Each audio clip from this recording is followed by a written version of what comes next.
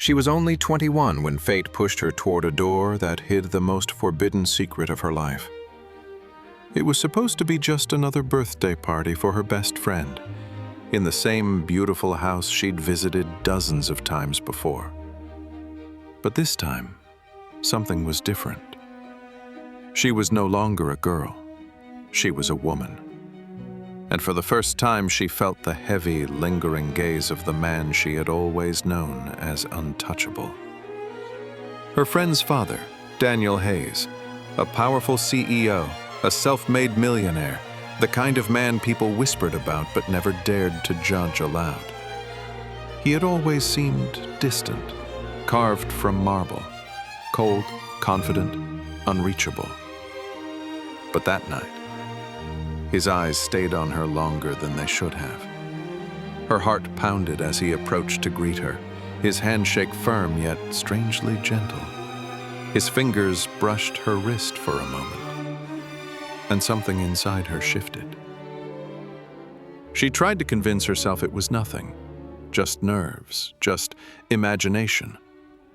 But the way he looked at her, steady, deliberate, told another story.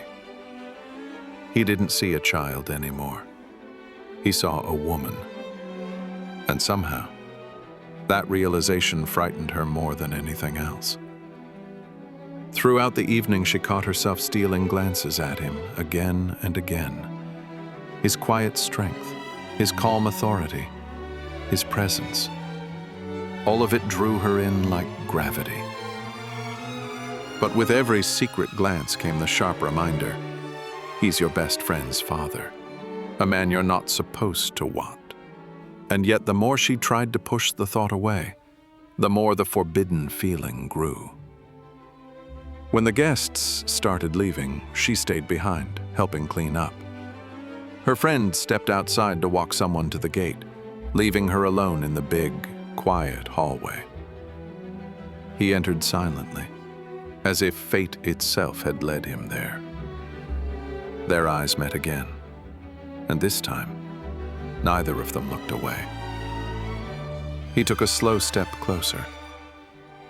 "You've changed," he said, his voice low and rough. "You're not a little girl anymore." The words made her blush, but they also sparked something deep inside. Courage she didn't know she had.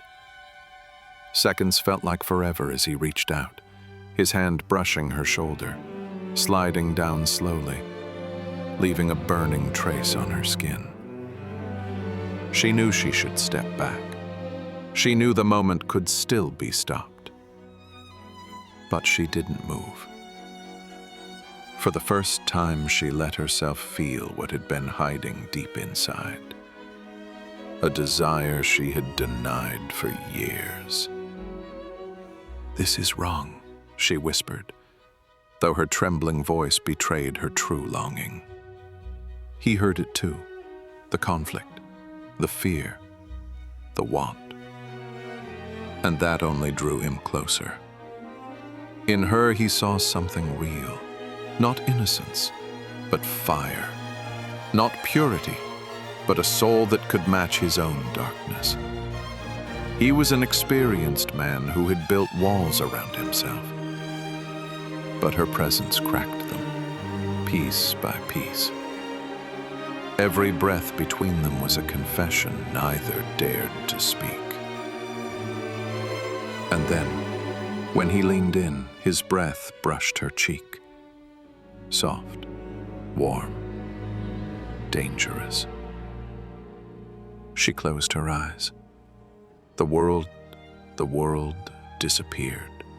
The house, the party, the risk, the fear. There was only him.